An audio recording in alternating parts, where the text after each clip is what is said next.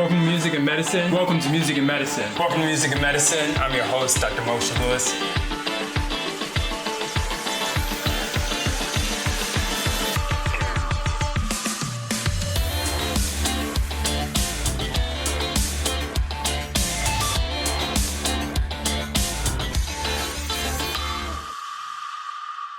Welcome to Music and Medicine. I'm your host, Dr. Moshe Lewis. I'm really excited to be joined by a young blood here and an artist that just continues to take the world by storm.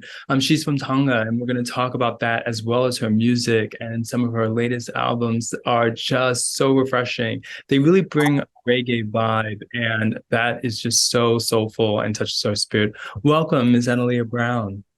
Hi, thank you. Thanks so much for having me. I appreciate it. And I'm excited. Absolutely. Tell us about sort of growing up there. I know you probably get asked this a lot, and also sort of how music touched your spirit. You know, I actually my ancestry is in Tonga, right? That's where my roots are. All of my that's where my ancestors are from. But I actually grew up in Salt Lake City, Utah.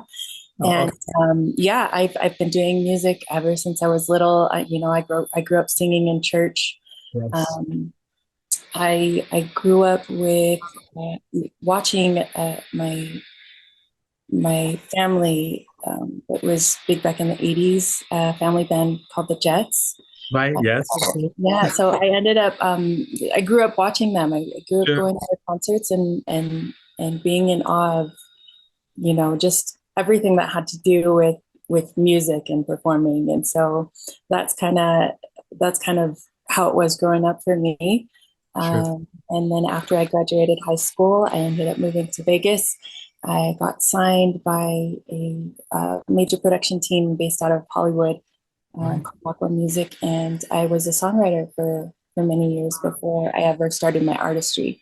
So basically, I got to see a lot of behind the scenes. I got to see a lot of different artists' journeys, and so, yeah, now I'm here today and I'm loving every second of being an artist. Sure. Tell us what you learned about sort of writing and just being able to work with other artists, because a lot of times I think it's such a creative and giving process, but sometimes it can also be hard, it seems, to have somebody else try to perform your music. Some people have told us. Yeah, I think I always enjoyed it just because I love music so much. So any part of any way of being a part of music, it's enjoyable for me. I remember going to shows to support artists that we had written for, and I remember sitting there like I would love to do that, And so I think a lot of the hardship for me was not so much having to write for other people and not being able to be the one to put out the music, but more of it, I think, was just being patient and waiting until it felt like it was my time.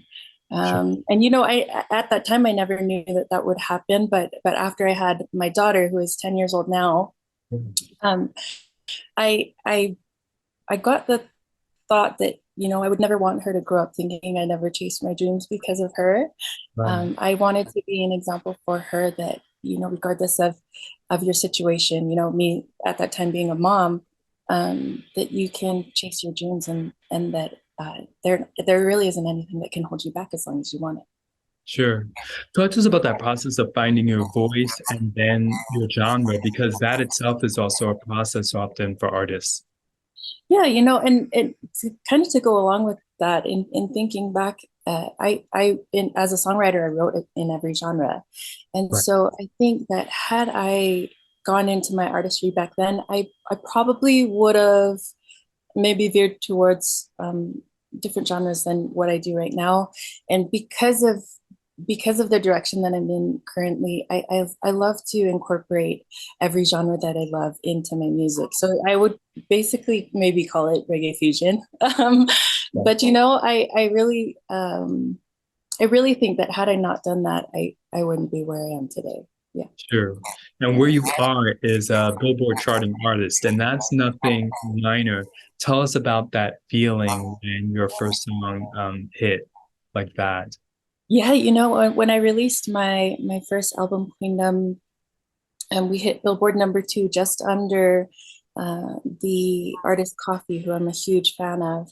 Yeah. And I think um, for me, it was just and even today, I'm just still in awe because, you know, as an artist, it's not common that artists who are just starting out, who had just been a few years of being an artist, it's not common that they are able to do that, to chart on the Billboard. So for me, I will always look at it as such a blessing.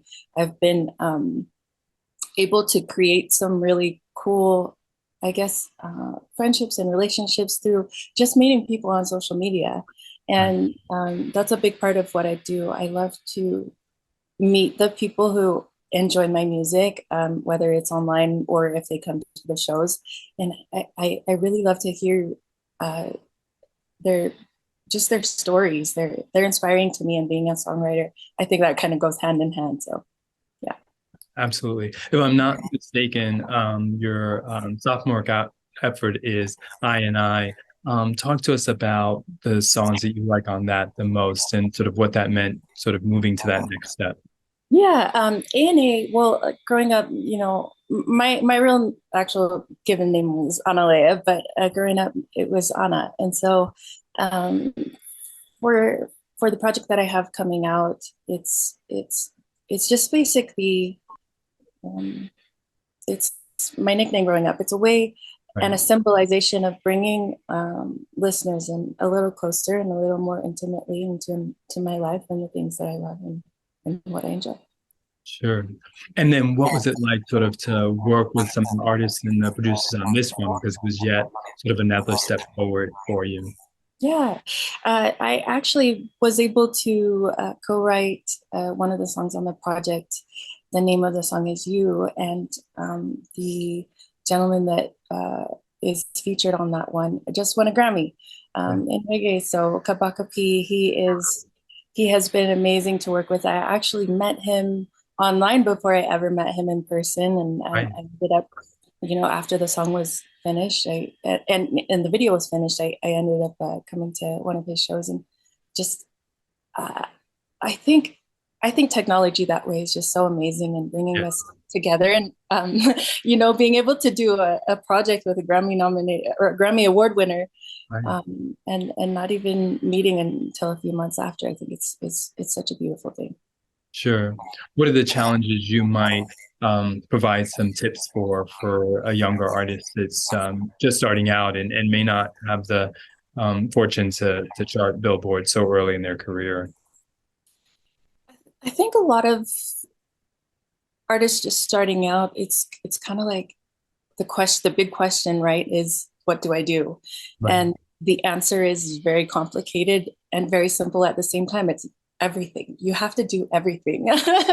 You and you know, eventually when you continue to do what you do and when you're good at it, there are people who will notice you and will attach themselves to you, whether it's through management or, you know, people who songwrite or do production.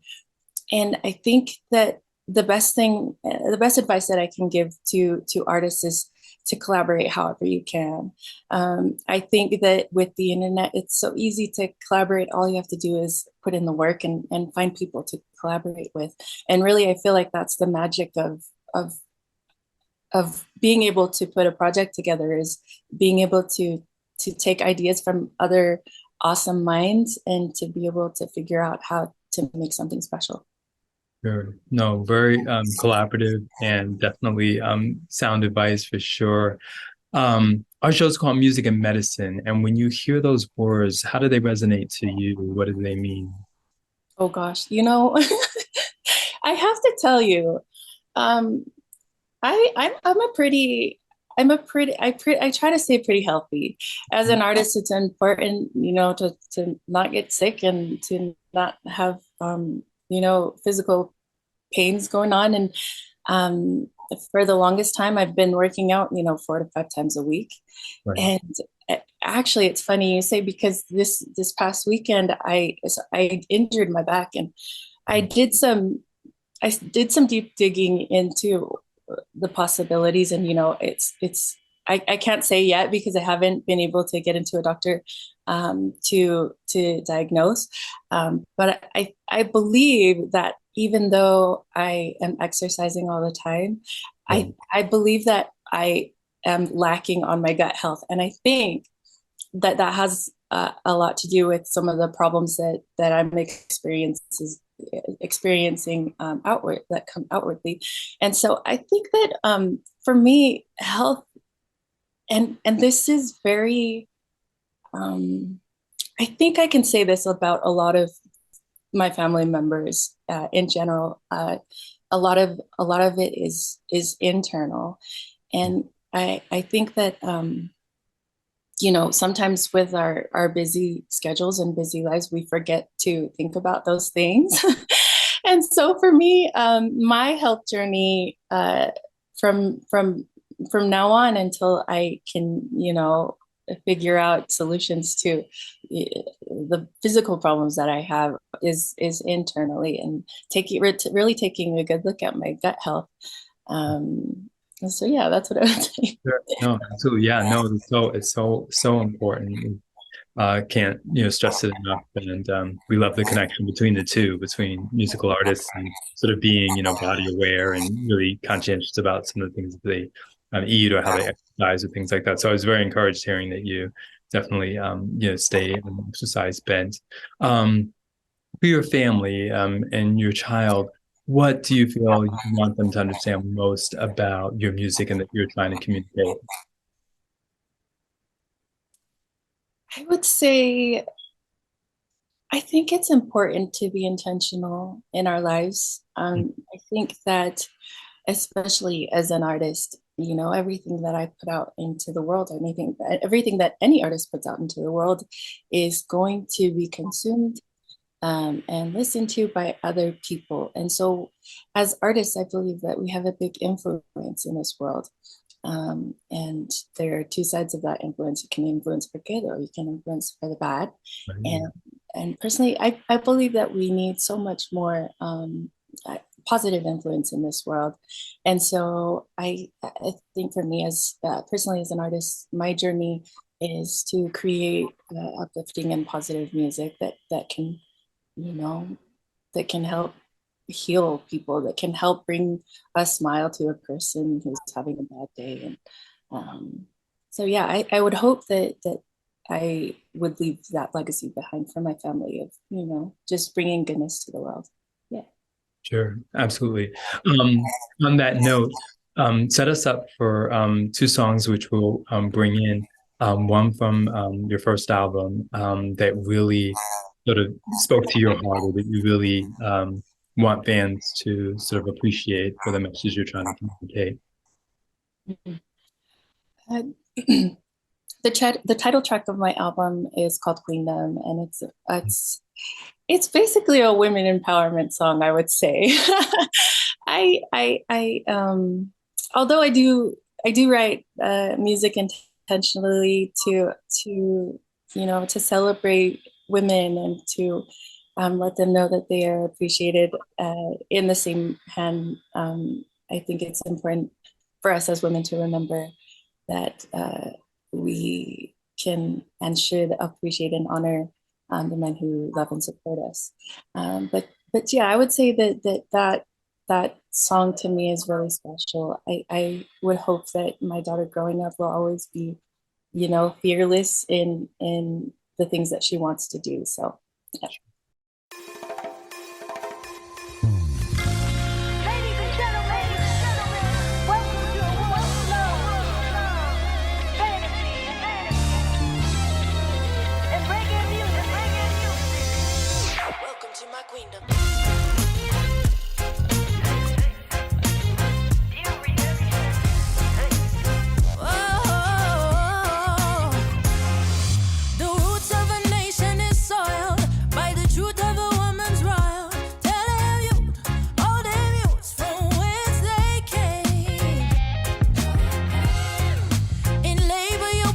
Suffer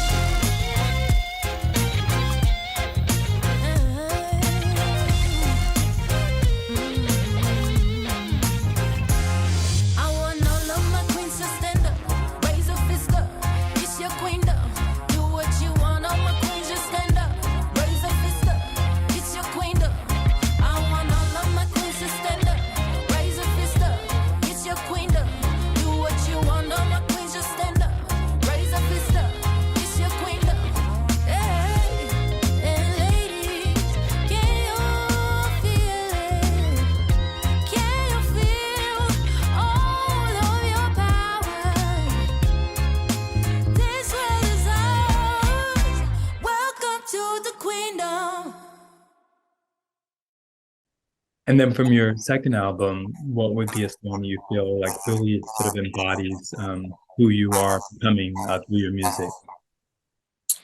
I would say uh, I do have a track that isn't released yet. It was actually released as an NFT side story, but it will be released this coming month in May, and it's called Lotion. Yes. And the song is basically a song about spreading love the way we spread lotion, spread it everywhere. So Very yeah, unique. yeah, I'm really excited about it. It's going to be featuring one of my good friends. His name is Jermaine Morgan of the legendary Morgan family in reggae music, and I'm so excited to share it with the world. Just because, it's one of those songs that just it makes you smile, and yeah, I love that song. I'm excited to share it. Sure, absolutely. Your love and your compassion, it comes across in your words and music. It's very infectious. You has been quoted as saying that many times we just do use the same words, but I think just even from that title track, you're unique in that you really do think about the power of words and things like that.